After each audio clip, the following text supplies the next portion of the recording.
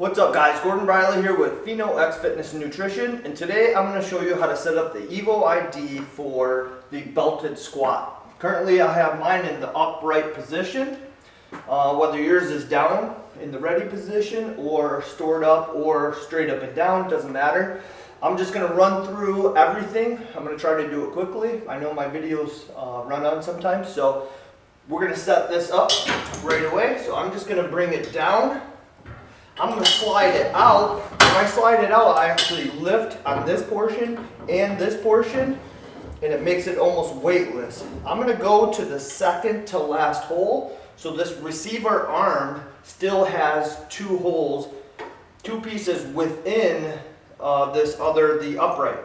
I'm going to pin it through there. It'll be good to go. I'm going to do the other side. Pull it down, lift and pull. Again, two holes. That's kind of my safety settings. I never go less than two holes remaining inside the receiver.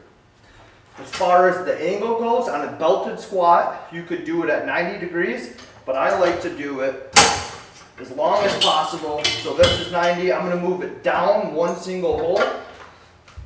And when you're trying to get your pin in, if you lift up on this and kind of move it back and forth, it's going to get it right in there. So I have it on a slight angle. Next, I'm going to grab my crossbar. And it's going to be up to you to kind of figure out initially what is the right height for you. Like anything that's new, it's going to take a little bit of experimenting. So I'm going to take the quick bolts off, quick knobs off. I like to have my cube on the outside where the head of the eye bolts are, and then facing downward for this specific one. Sometimes you'll do it in a different way. So I know for me that mine is going to go right here at this height because I've used it, I'm familiar with it, I know right where it goes, and you will be too after some time. So crossbar is in. I just wanted to show how fast this setup actually is, because I know that's one of the things that people worry about, is this being difficult to set up, and it's not at all. So the adjustable J-hook, this is going to give you a little bit of freedom when it comes to setting it up. So if you don't quite get it to the right height, it's okay because this adjusts. Now I'm going to set up the landmine portion. I'm going to tell you what holes I have it set in. So currently it's telescoped all the way in because that's where I put it for storage. It folds up nicely. But now I'm going to extend it because you want it as long as possible to get the most out of the weight. So I take the quick knob off, the bolt out. I'm going to extend it all the way out until there's two holes still remaining. So this piece here is still telescoped with two holes inside of the landmine portion. Put the bolt back in, lock it down. Always make sure that you're bolting through the piece that's inside. So quick knobs are on. Next I'm going to adjust the height. I'm going to pull the pin, loosen the knobs. I'm going to bring it up to the height that this J-hook is. I'm going to tighten it down. This pin is really important for safety. This is going to go below the thread on the quick knob. It can be just below the top one or the bottom one, doesn't matter. This is just to keep it from going down. So get these tight, and those should actually hold it really, really well. But this pin is just going to make sure if you really pile the weight on here that this can never fall down or slide down. These again are very strong.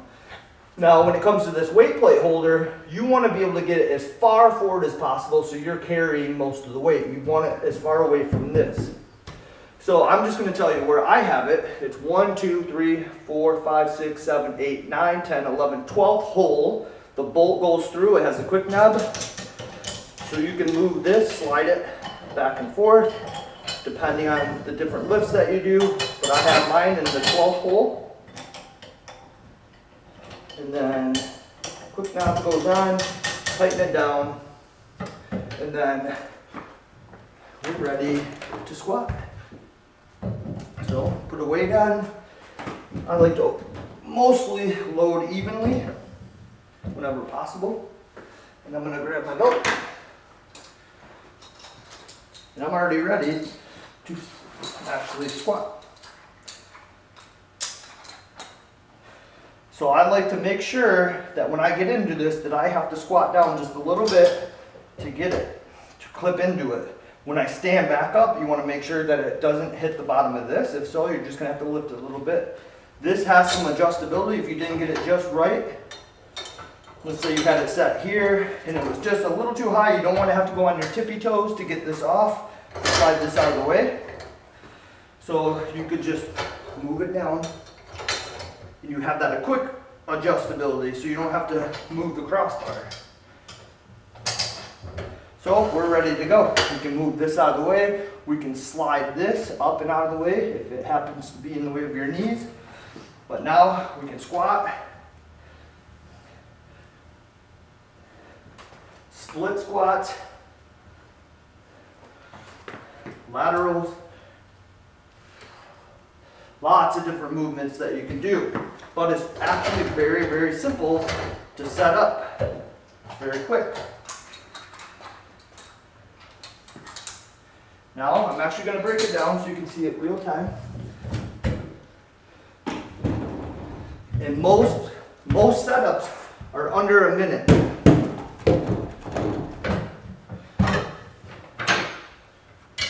For me, most of them are under, I would say, 30 seconds. Once you get used to it, like anything new, you're going to have to learn it.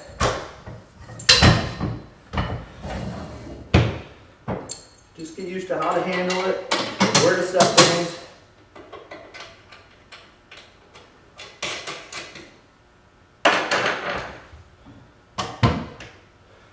There we go.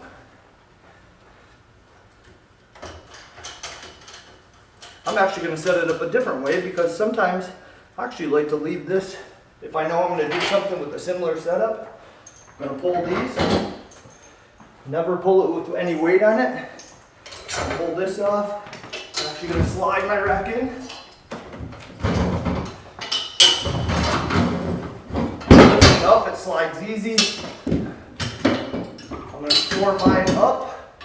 Once I got one pin in, I can let go of it, it's perfectly fine.